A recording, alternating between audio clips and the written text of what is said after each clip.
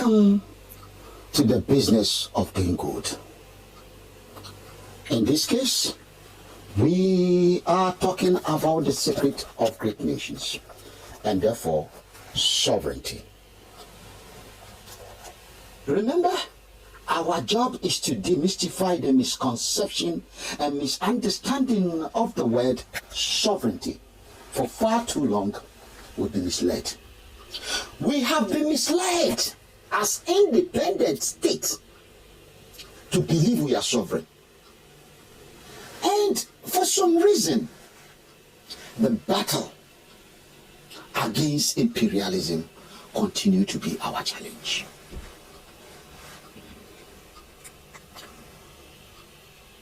Therefore, we are still on the business of doing good. We've not gone out of the business of doing good. In our previous discussions on this subject, we established the business of doing good to be a critical part of everyone's life. We call it the secret of our politics of life. So, the business of doing good is actually the secret of life, and this secret of life is the politics of life, and that is the business of doing good. It's very difficult for some of us to make this connection properly, and I want to draw your attention to the critical factors that you are missing when you are making the links. Every one of us is technically and psychologically a political animal. Enough to make politics to be about doing good. Which of us knowingly vote in an election where election is allowed for a bad person, a person we believe to be bad, to be given the mandate of doing what than making everyone bad? You will live without a house, you will live without food, you will live without clothes, you will live without health care, you will live without education, bringing ignorance. How can a society grow with that? Every rational voter in a democratic society goes out to vote for a good person, to make the life of not just you, because your goodness is not good enough if that goodness doesn't reflect in the life of your brother within the same democratic society or within the same civilized society. So you go to vote to vote for people who will make the life of everyone better. You want a good life for everyone in the society. So when we are having military officers coming in to take over the business of governance from democratic elected politicians and having the people as masses on the street shouting in support of the military officers, and both are claiming to be fighting against imperialism, then the concept of imperialism must be addressed for democracy to work. In other words, there is a challenge, there is a connection between democracy, when it's not working, and imperialism. And we cannot pretend we don't know. What then is imperialism? And what has it got to do with democracy or democratically elected politicians? Remember, what you don't know controls you, but what you know, you control. So, if we or some of us believe they are the victims of the imperialists, then we must be very clever and clear about what the word imperialism means and what it does. You cannot fight what you don't know or understand. No. When you are fighting what you don't know and you don't understand, it's like fighting a sickness that you don't know exactly the sickness. And how can you know which medicine you should use, or what kind of help will you seek for?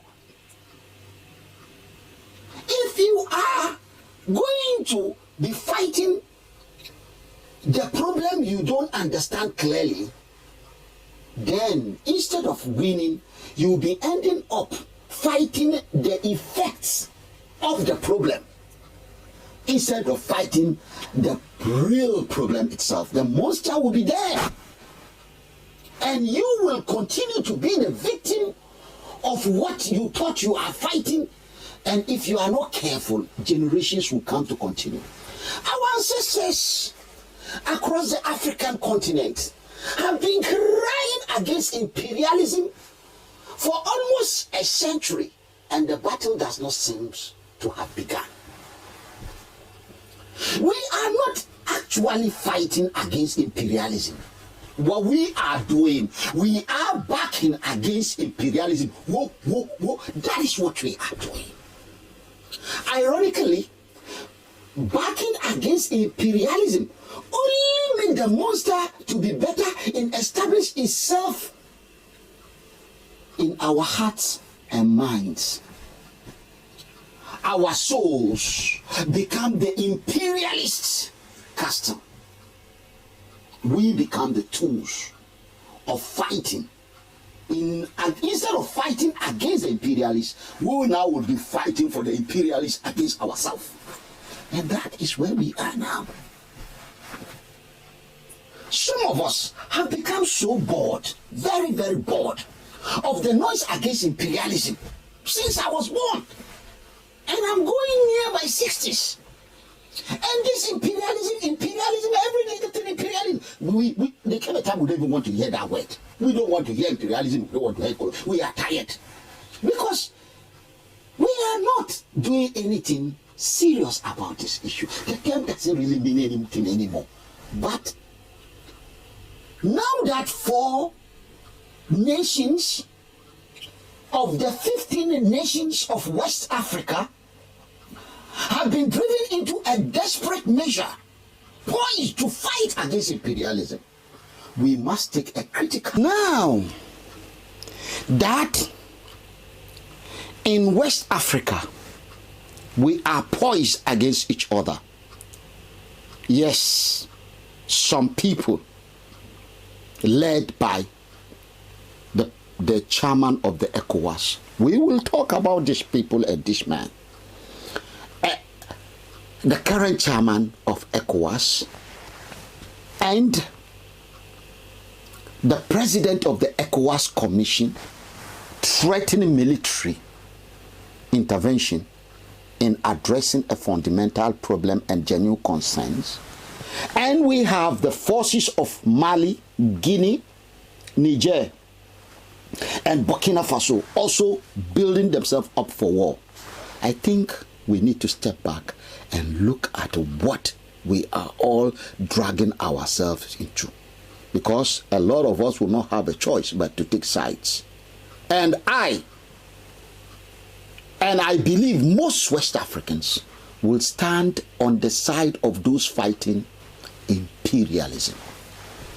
Foreign control and foreign dominations is what we are going to talk about. Imperialism, the imperialists, how do they work? Now let me take your mind to the United States of America. Imperialists control 3 things. There are 3 things, and we can see from the evidence around us. Before we give you a brief history of what became United Great States of America today. 1, the imperialists control the politics of those they are controlling. They are running affairs and they are exploiting. The imperialists exploit you. So they take control of your political destiny. Then the imperialists also control your economic destiny, because he who controls the political destiny also controls the economic destiny of a people. That's how the imperialists work. And the imperialists, this is the 3rd place. ensure he also control your technological independence destiny. So there are three things the imperialists work on: the control of your political space, control of your economic independence, subject to what they want you to have, and the control of your technological right to self-determination. When they control all these three, you are finished. And this is what the imperialist does. That is exactly the weapons and the tool of the imperialism. If you want to free yourself from imperialists, this battle must be won. Technological warfare must be ready to be fought. In other words, you must be independent in it. And then you have your economic independence to convert your own natural resources into finished goods and consume and export what you want to export, creating job for your people. Decisions made by politicians in that you have to be politically independent. And clearly in West Africa, that and across the African continent, for those who want to add it, we don't want to go there. Our war is in West Africa. It is very clear. This thing is exposing itself. Let's look at the history of America. America was the formation of the British Empire. At the time, the Europeans have advanced, now going to the world. They are having factories. The challenges in Europe, they've been able to be building all these houses you see, all these modern, beautiful houses. They are building bridges, they are riding in, they're living in cities. They are wearing suit and tie. And then their factory and production of all these ties you see as I wear, they were looking for raw materials. If they have to remove most of their people out of poverty, then the desperation for the sourcing of raw materials become a matter of life and death. Their merchants went into the world all over the place because the factories are desperately looking for these materials. Remember, at that time, the Europeans have been operating with the Chinese. They were trading, and the Indians, these people have got plantations and they've got slaves and they know how to use them because they've got very powerful empire in India run by the Maharajas. Not one country, so many of them. Different. And on the other hand, you have the Chinese. Exports were coming to Europe, but at that time, the journey to these places have to be by the land, the desert, and the Arabs, the Mongols, are in between, making it impossible for the Europeans to get there. So when the products get here eventually, the spices, the gold and so on, they are only for the elites. The ordinary people don't get it. But when industrialization started taking better form, more modern form as we know it today, the merchants have to be encouraged to seek for alternative routes to Asia. And remember, the Romans and the Greeks have been trading with the Africans. Remember, the Romans and the Greeks, the Carthaginians, when you go to the northern part of Africa, they even once occupied that space. That is why today you see people who are more of European descent than the so-called West African descent. You remember about Hannibal and so on. We know all their history. We need to tell our children this history so that they will know how we got to where we are today and how we will get ourselves out of this mess. Total mess. Now, the Europeans, starting with the Spanish and the Portuguese, they are very close, remember, to the sea, the African continent. So those in the western part of Europe, most of them, seafaring people, neither land on the sea, German on the sea, France on the sea, Spain on the sea, Britain on the sea. All of them, they are on the Atlantic Oceans. So they are seafaring people. The problem started with the African continent. Products, human and land or mineral resources were coming for almost 10,000 years. They were crossing the desert. To travel across the desert is a very dangerous thing. And Arabs have planted themselves what do you call those people? We have a name for them. The Tuareg. They've taken over the north. And they are ready. So they play the middleman games. Transatlantic slave trade was not only for slaves. There were goods and everything going through that place. From where today you call the sub-Saharan African.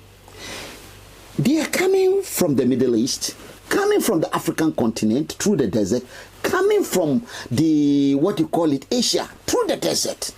So the Europeans who are seafaring people were looking for alternative to go to Asia. And to some extent, they might have the Spanish and the Portuguese, who are very close to the African continent, might have been trying to dare the sea to go to the Africa, and they were the first to be there. Evidence of history. That if they are able to do that, the quantity of goods crossing the desert with the middlemen will be chopped off. They will get their goods to come straight the African continent. When they discover the African continent, the route now by sea directly to any part of Africa, right? Some then start thinking, if they go that way, they will end up in Asia, because the map has started making sense. All they need to do is to find a way of going around Africa, and one way or the other, there'll be a way. While they were busy doing that, Galileo and co are coming with possibility of taking the same, if the earth is round, and you go in the same direction, just continue in the sea, and assuming the sea is around the world, then you end up in the other side of the world. It makes sense. That is how they discover most part of Africa. That one became very, very easy for them to do. But the Americans were totally something they just fall into. From Middle America to South America to North America, the Spanish, the Portuguese, and later the British, they occupy everywhere. When they got these people in North America, remember, those people are just like those you have in Africa today. They are tribes located in so many parts. Because we want to focus ourselves so that we don't confuse the British Empire with the rest of Europe and American. The formation of the United States of America is what we want to focus on. What they started realizing is that they, like they do with those on the African continent, the Europeans want to be exchanging what they have with the people in exchange for what the people have for them. Along the line, slaves became part of the commodity. Remember, the Europeans were coming with finished goods, the merchants, and in exchange for raw material back to Europe. That exactly is what they are doing. But when they discover America, and imagine the threat of mosquitoes and terfly in West African continent, that is a terrible thing for them. The Americans somehow provided a better environment. But how do you travel from Europe? At that time, the ships were not what you know today. Daring everything and getting to the American continent only to meet people who by their nature don't have plantations. They only go and pick things in the bush and come and give it to you in exchange for a whole shipload of manufactured goods. Sugar will be thrown, butter will be thrown away because the little they brought you, give them back. So you are not gaining anything. This desperation for more, the Europeans decided to settle some people down on the American land so that they will be able to farm will be able to, at least for if you can travel to that place for 6 months or 1 year, what is wrong in bringing all the people in the ship to settle down and farm? At the end of the year, you harvest and take it back. Because the Red Indians are not ready. They are people who believe in nature, like the Africans. So the Red Indians, like the blacks on the African continent, the Red Indians do not want anything that would disturb nature. The Europeans are not ready for this. And settling people down in America is a threat. It's a threat. The people out there, the indigenous Americans, they want to trade, exchange, barter. There was no money. But they don't want people to settle down on their land. The British Empire want to settle people down there because they desperately need this raw material. It's a battle for survival. It led to war. Now, take your mind back. The Red Indians are not one nation. There are so many nations, the Apache, the this, the that, the that.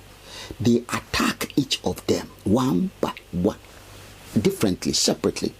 Anywhere they conquer the leader, they remove the leader, create a colony there, bring so many of them like they did in the African continent, so many of the nations together and put their own governor there.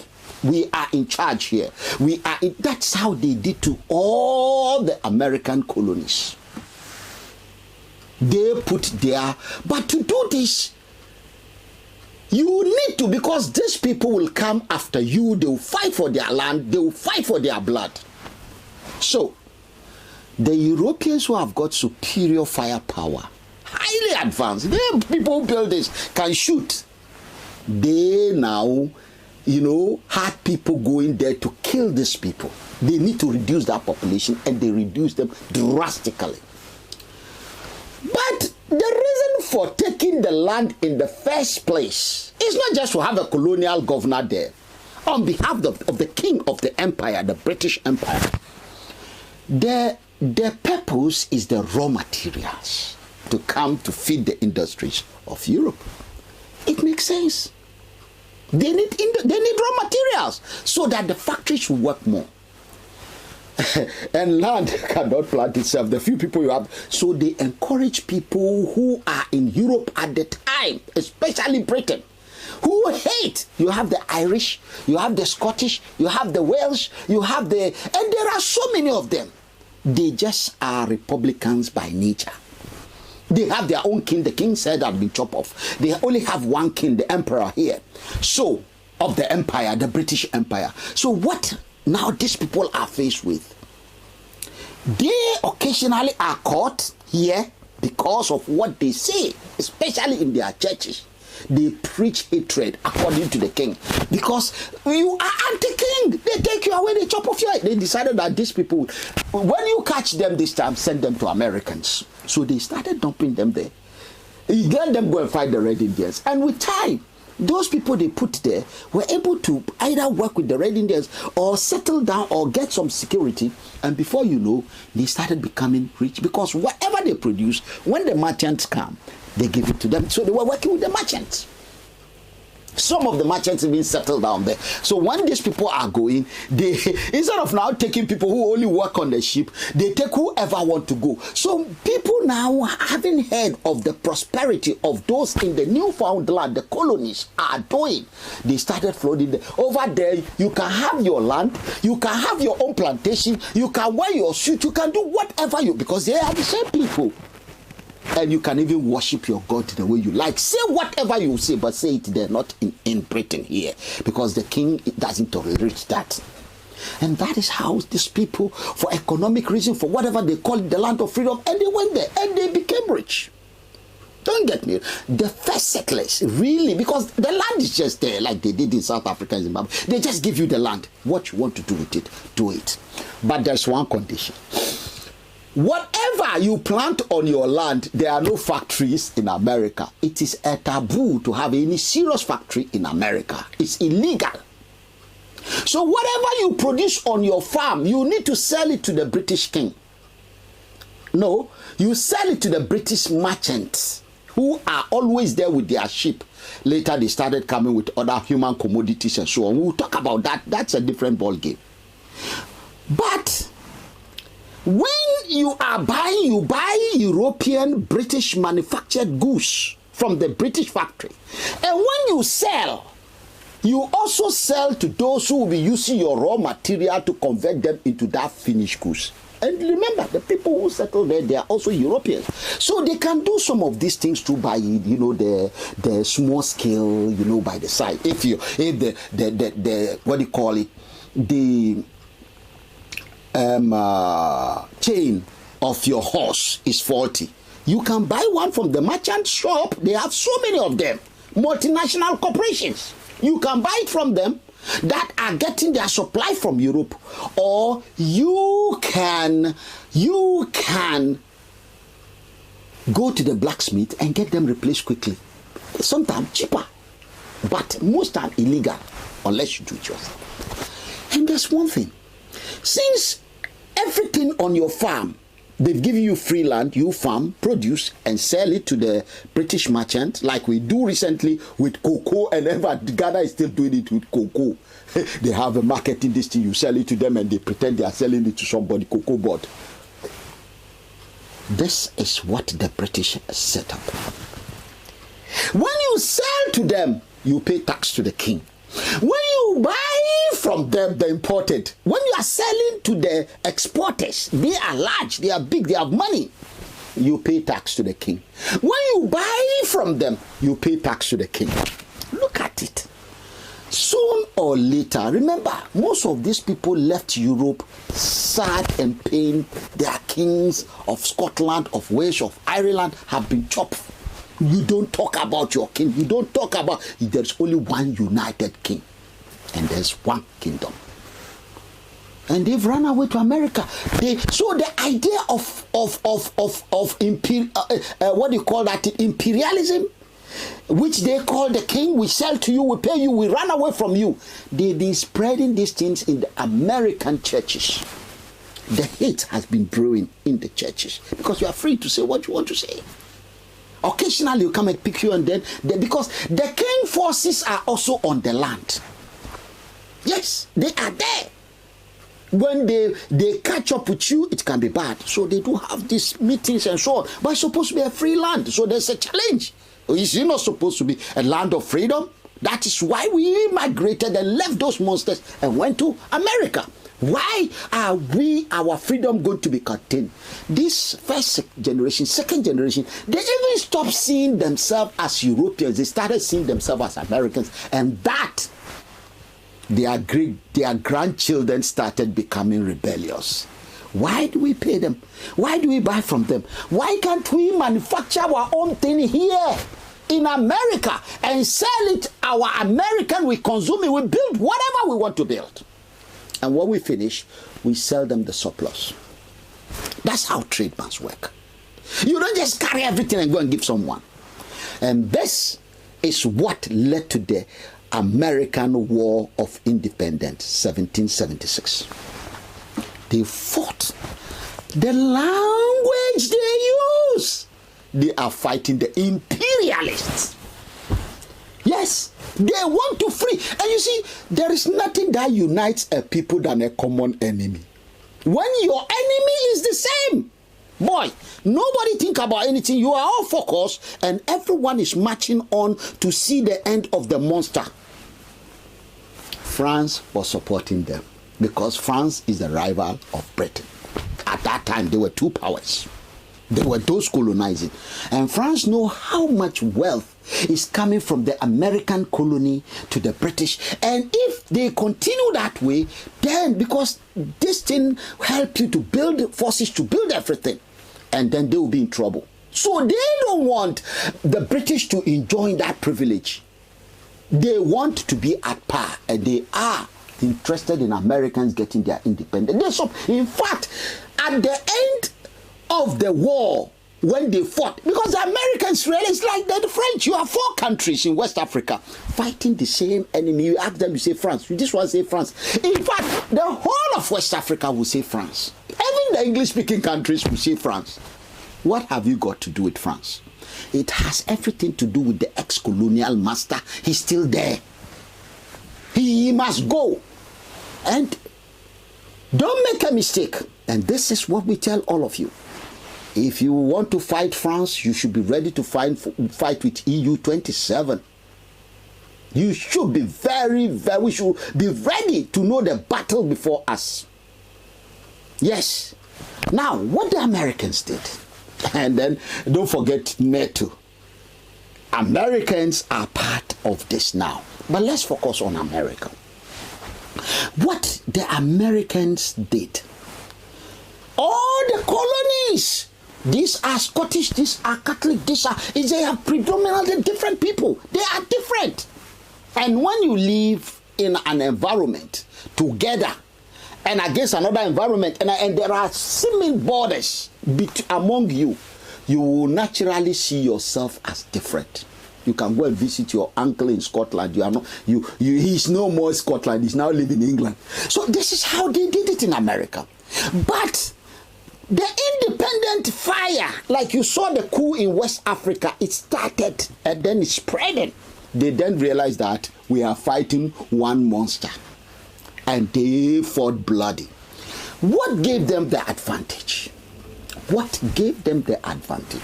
Now, remember, the economy at that time of all the colonies were controlled by the British Empire. The politics of the colony of America were controlled by the British Empire. And therefore, the technology is the problem at that time. And now let me tell you the secret of the technology here. Remember, the Americans' colonies, the inhabitants of each of the colonies, they live sometimes in isolation.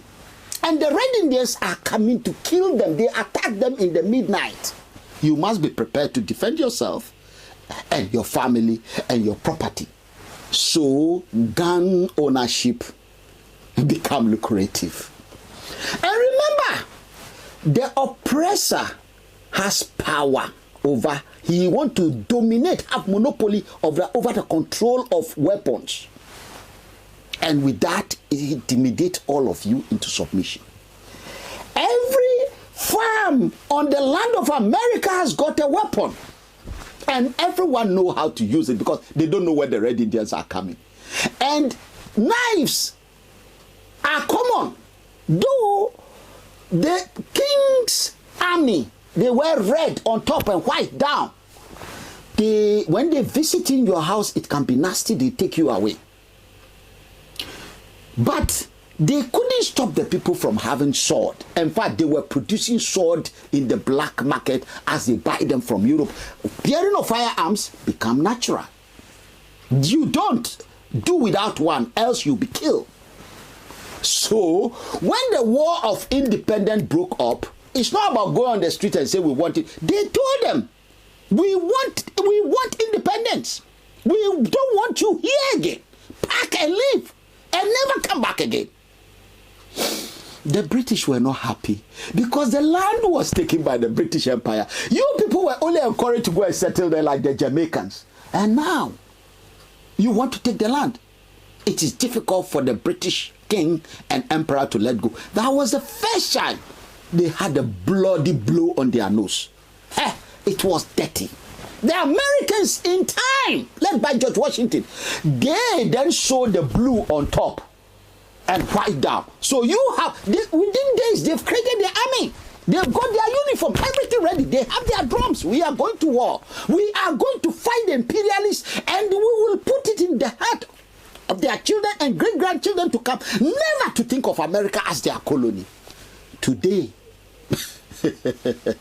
honestly, when you come to Britain, even in British history, the last thing they want to mention is America as their colony. Yes. And how did the Americans did that? After the independence. Now they are no more, they've signed. Because as at 1389, the British have already started having House of Commons with election and House of Lords without election. And therefore, the Americans were also saying that how can we be paying tax to you when we don't have representatives or representation in your parliament? You making law for us without us being part of the law? Never on our dead body. We will fight until the last man. And they did. And when they got the independence, the imperialist is always clever. Remember, the end of that war, because the enemy is the same, and they know the enemy is always hiding, the imperialists don't go. The imperialists only twist itself in another way and start to milk you again. This time, neo-colonialists. The fear that the imperialists will come back again made the Americans to form a union like ECOWAS. They formed a very simple union. However, the southern states who are used to, because it's a Greenland, like you have most West African countries, they are Greenland. They produce, they have a lot of plantation, and when these products are available, they still want to sell it to their clients, their colleagues, their business fellow. Their children have to go to Europe, to university, and so on and so forth. So they want to sell it to them. They even do have meetings and parties and everything. By selling your products at a giveaway price to foreigners, to imperialists, that exactly is the reason why they came in the first place. They will no more buy American products as raw materials. Americans will create industries and develop their America. Boy, that there is no consensus among the states. Some believe they should do it. Some believe no, they should continue with their friends. Generations afterwards, Abraham Lincoln came onto the stage and told them, we can't continue this way. These British are our colonizers, and they still feel they are superior to us. And they still believe they own America because they were once the colonial masters. They are those who formed the colony. And these are some of the mistakes you are making on that African and West Africa. African continent, specifically, in fact, I'm not interested in an African continent. We are looking at our own problem. When we solve our problem, some of them will join ECOWAS. We need to. What they realize is that France, like France is doing today, don't need to be in Cote d'Ivoire to believe in their heart and the heart of their children. Watch Al Jazeera. There was a documentary on how bloody it took them to even give some people this sense of independence, and it's not good enough. In their mind and the mind of their children and grandchildren to come, they still believe they own the land. You are just there because they created the colony. They name it. Whether you change the name from Ghana, Gold Coast to Ghana, you're only fooling yourself. They own it. You can change it from Nigeria to Republic of Nigeria. That's your business. They own it. The only time, remember, it's about power. The power of technology, the power of economics, and the power of politics. Real politics. Americans made it that they will not be having election, and anyone outside America will have an opinion on who they choose. Anyone, you don't even express it. Do you remember? Putin was interested in someone like Donald Trump. That is his interest. The American election that brought Donald Trump into office had the CIA investigating one way or the other directly whether Putin and Russians have some influence in the election of America. Why are they all over the place in West Africa telling us who should be there and who should not be there? I mean, what is their business? And in the case of the Americans, they have done a wonderful thing with their life. They are now powerful. And what's the purpose of power? The purpose of power, right? The lion has it. The empires have it. Is to go out there and show others that they do what you think must be done, not what they think they must be done. China is fighting its own war. Russia is fighting its own war. And none is a little space. And that's where we are coming to deal with Nigeria. We will really talk about these people. But let's first of all finish with the history we are telling you. Look at it clearly. Then you will see that this is not about France. No. This is what we call the imperialists that control our politics. Americans told them not to control their politics. They control our economy. Americans told them not to control our economy, their economy. They want to control your technology. Americans told them the imperialists cannot control our technology. They made the biggest technology. In any form you can think, Americans are the leaders now.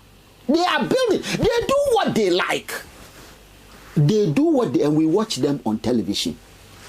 The Chinese will watch them on television. They tell the Chinese, don't come near us.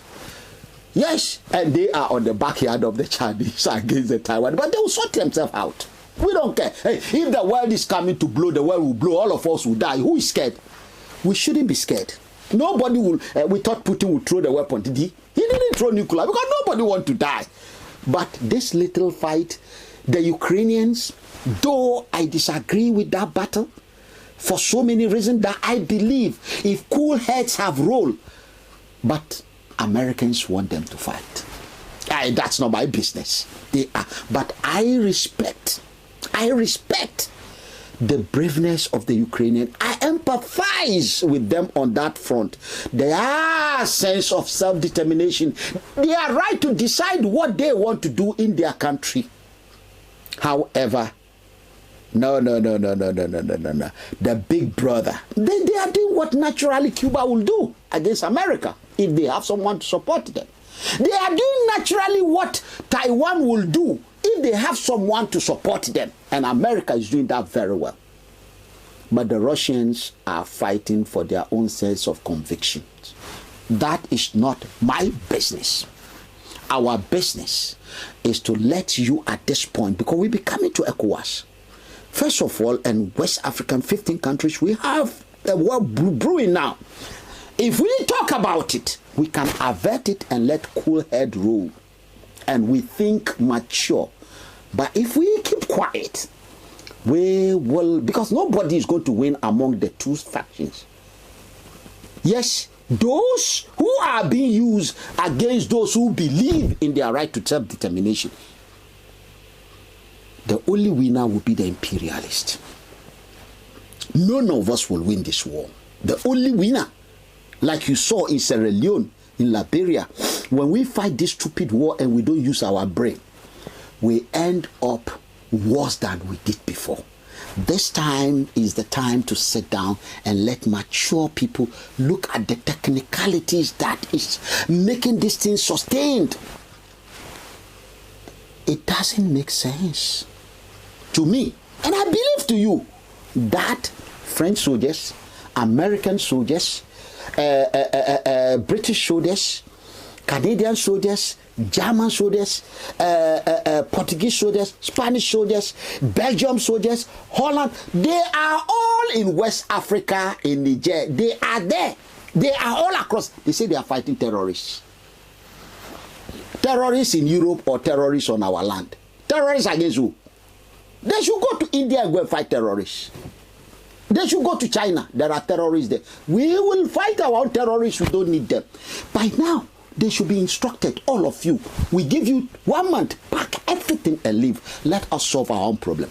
Now, this is the only way we will deal with this imperialists. We must know what we want to fight for. Yes. What is technology? Technology is the ability by human beings, trained, and we have all the universities, to create the tools, physical or psychological tools, backed and encouraged by the politicians that are strong and grounded and in their research centers, to produce what we convert natural resources to finished goods. That is technology. We don't need anyone to come and teach us democracy. I feel sick. We know what is democracy. Their version of democracy of poverty? No. We will not continue that way. We are Democrats. We are genuine Democrats.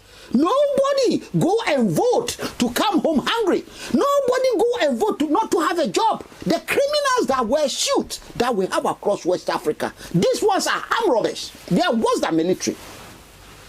Military or them, we've seen them all before. So we are not scared of military. Yes, when you have a people, on the last note, when you have a people who are not responsible for protecting their politicians, and foreigners are protecting your politicians for you in the name of fighting terrorism, you are finished. And that is how the imperialists play the game. They are threatening people that will be hungry. We don't need food from them. We don't need anything from them. We will trade, but we want respect. And we will own all the multinational companies across West Africa. We will fight with them. If we allow them to operate, we watch them very well. Nothing is missing. The Nigerians will be telling you, and then they lay a pipe, and then they don't have a monitoring system, and before you know, some oil is vanished. Those Nigerians, their cases, they are like, forget about them, to them. They make me sick. They are one of our biggest problems, and we will talk to our brothers. We will talk to them, because we need to listen to each other properly. We all have the same problem. I'll come to that. Now, here we are. What should we do in our battle against the imperialists at this point in time, looking at our situation? There are 3 key steps we need to do. First, the ECOWAS, Economic Community of West African States, on behalf of every part of West Africa, must instruct all foreign soldiers, all foreign military facilities, every one of them, France, America, Britain, every one of them, United Nations, they must all leave immediately. Immediately. That is the instruction that must come from ECOWAS. First, number 1. Number 2, the people of West Africa, the electorates, themselves must directly vote, and so every part of every country in West Africa, by their own electoral commission, to be supervised by ECOWAS, must create what we call constituencies. Yes, they must do it. They must do it.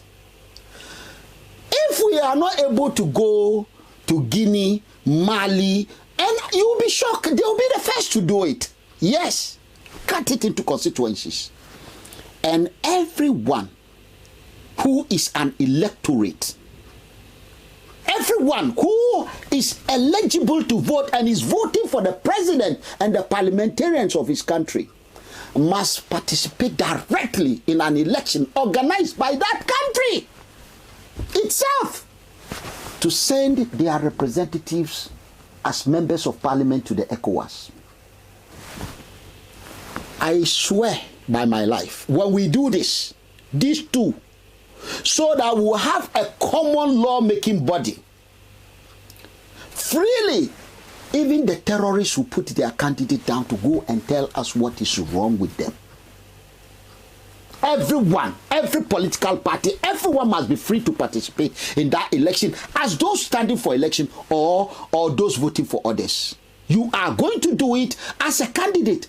We don't care about your ideology. You can be pro-China, you can be pro-America, you can be pro-China. We don't care. We don't care. When they meet there, they will form their own cells. And we will have a better ECOWAS parliament. Who will make the law that we don't want anyone on our land again forever and ever? No foreigner will come to that West Africa with a weapon. Never. You are not coming to train us. We don't want your training. If we want to learn, we'll send people to your country to teach them. Don't come to us. You won't teach us how to play football. You won't teach us anything again. We will find out how to do them ourselves. This is a journey. All of us must be ready to stand up for and fight for. When we win this battle, these Europeans and the American new imperialists and the Chinese, look, imperialism is a very, well, if China is giving you a big loan, right, they build your airport for you. We are so stupid. We can't even build toilets of airport. Go and call Turkey to come and build airport in Ghana. If we want to build mosque or church, we build it ourselves. Our people will go there and worship God and tell God what we want, not what they want. We build everything. We build it up. What we can build, we invite Russia or whoever we want to invite, and we'll be free to invite who we think will do our job properly. How do you go and invite someone from Russia who's got the expertise and Americans are offended? Is it their country? Is it their land? Are they Western? What is our problem? Anytime they put these useless sanctions on us, why? Because they control our economic life, because they have the technology we don't have. The Chinese are fighting for their own people. We need to fight for ourselves. And that African madness, I'll come to that. Hey, this African thing, we are not doing it again. We want to even separate ourselves from the African Union. We don't want to be part of it again because it's infiltrated and it's stinking. United Nations, when we finish our work, we call them, we are ready. United Nations cannot protect anyone.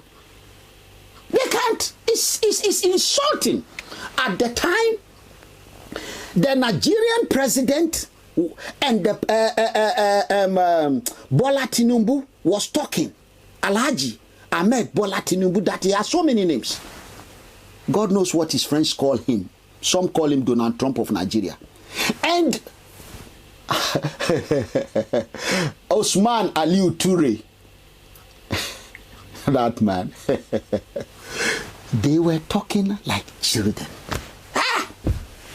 They make my heart bleed.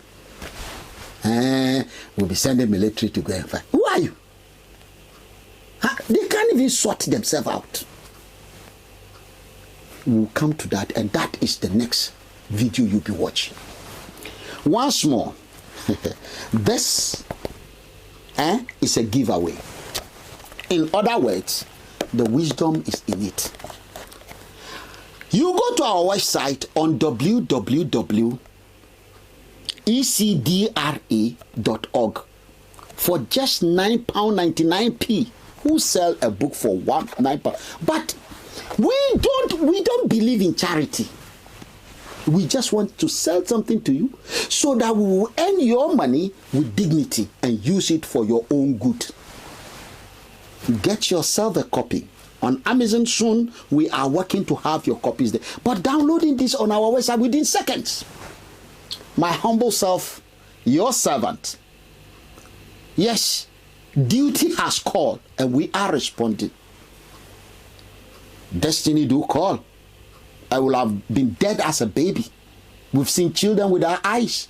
Lucky, I've lived up to 50 years and more. What should I be scared of? My problem is not fear. My problem is we getting it right. That even when one soul is lost, we shall have a day with all our arsenals and whatever. If the Chinese are displaying the arsenal, even North Korea have got arsenals. Even North Korea, Iraq, they do display them. We don't have anything to display. Russia, they bring it out and show you. Americans have got it if they want to. Britain don't even show you anything, but when they come and stand recollecting their glorious time of the colonies and how they fought Hitler for their own freedom, everyone is free. We must have a time across West Africa in our ECOWAS, the ECOWAS that I believe in, the ECOWAS that you believe in, the ECOWAS that we believe in together, will lead in our self-determination. It's our right. Once more, my good self, Kofi Ali Abdul Yakin. We are not giving up. We are just waiting for the right opportunity. And the only one who will give us that opportunity is you. Thank you very much for listening to us. In fact, immediately after this, like I promised you, we will look at our almighty problem of West Africa and how these problems are reflecting and manifesting themselves in your life, in my life, in our life. Thank you. Remember to subscribe. Hit the like button if you heard it right. And above all, share it with your friends, loved ones, and family.